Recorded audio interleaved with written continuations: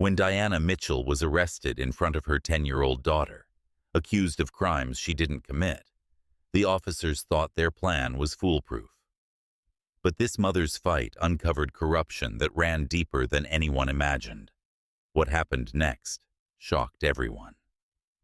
Let's start from the beginning. Diana Mitchell, a 32-year-old black single mother, stood behind the counter of her vibrant beauty salon, her hands deftly organizing hair products as the familiar hum of laughter and chatter filled the air. The salon was more than a business. It was a community hub, a place where women of all ages came not only for hair care, but for connection and comfort. Bright posters adorned the walls, showcasing smiling clients with glowing hairstyles, while the scent of hairspray and lavender oil mingled in the air. At a small table in the corner, Diana's 10-year-old daughter, Alana, scribbled in her notebook, diligently working on her homework. She glanced up occasionally, her eyes lighting up with pride as she watched her mother move with confidence and grace. Diana would smile back, silently encouraging her daughter to focus. It was a routine they cherished, a reflection of the life Diana had worked so hard to build for the two of them. The serenity of the scene was shattered when the salon door slammed open. Officers Stephen Harper and Todd Wilson stormed in, their expressions hard and intimidating. The room went silent as the officers scanned the space, their presence an immediate disruption. Harper's voice boomed, "Diana Mitchell, you are under arrest for fraud and possession of stolen goods." Gasps filled the salon as customers exchanged bewildered looks. Diana froze, her hands still clutching a bottle of shampoo. "What? That's impossible. This has to be a mistake," she exclaimed, her voice trembling with disbelief. The officers ignored her protests. Harper roughly grabbed her arm, while Wilson produced a pair of handcuffs. "You're coming with us," he barked, his tone dripping with disdain. "We're cleaning up this neighborhood." Alana stood, her small frame shaking as she cried out, "Mom!" Diana turned, her heart breaking at the sight of her terrified daughter, but she could only whisper, "It'll be okay, baby. Stay strong." Customers pulled out their phones, recording the scene as Diana was led away, her wrists bound. At the station, the gravity of the situation sank in. Forged documents tied her to crimes she hadn't committed, and her bail was set at an unreachable amount. Alone in the cold, gray cell, Diana clenched her fists and vowed to fight for her freedom and her daughter. The weight of the accusations bears down heavily on Diana Mitchell's life. Her beauty salon, once a beloved hub of the community, becomes a ghost of its former self.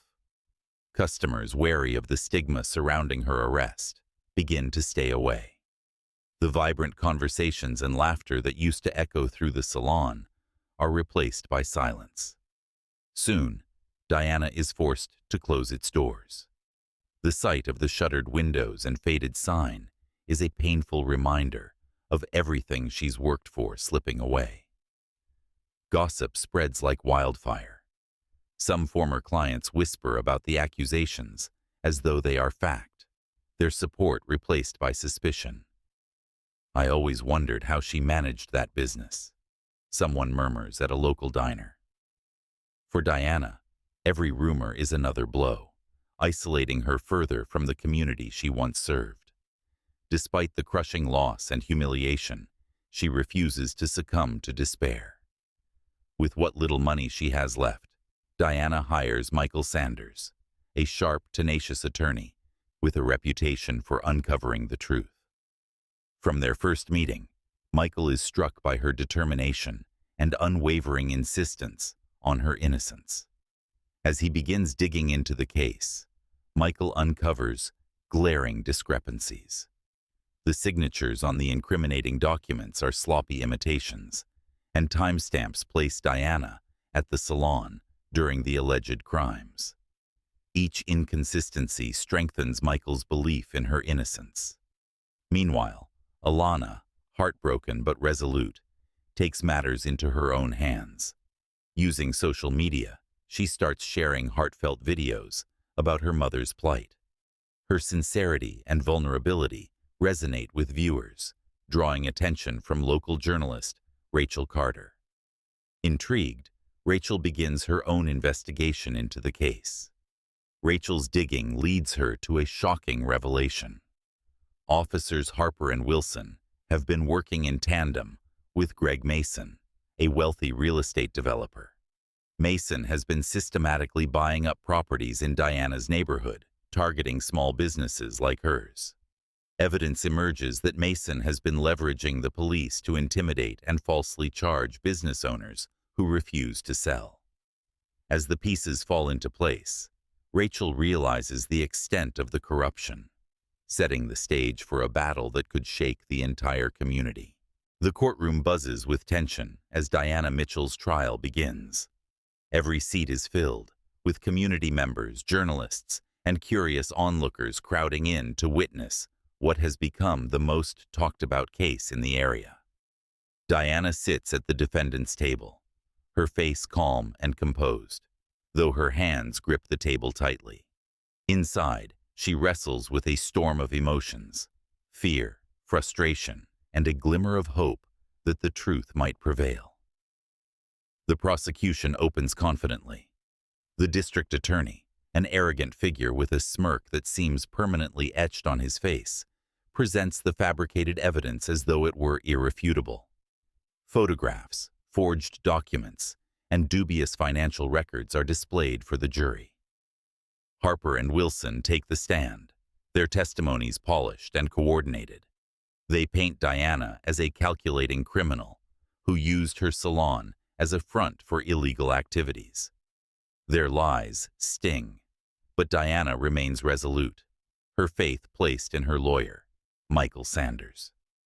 When it's Michael's turn, he wastes no time picking apart the prosecution's case. His cross-examinations are sharp and relentless. He questions Harper and Wilson, highlighting discrepancies in their accounts. Timelines don't add up, and their stories begin to contradict the evidence. As he presses further, their confidence begins to crack, and the jury takes notice. The trial takes a dramatic turn when journalist Rachel Carter is called to the stand. Calm and professional, she presents her findings with precision. Using a projector, she shows the courtroom a web of connections between Harper, Wilson, and Greg Mason, the real estate developer. She reveals damning emails and text messages, proving that Mason orchestrated the false charges to force Diana out of her property. Gasps ripple through the courtroom as the jury absorbs the evidence.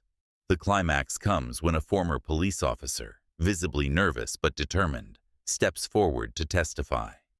Racked with guilt, he details the corrupt practices within the precinct, explaining how Harper and Wilson used their positions to target small business owners like Diana under Mason's orders.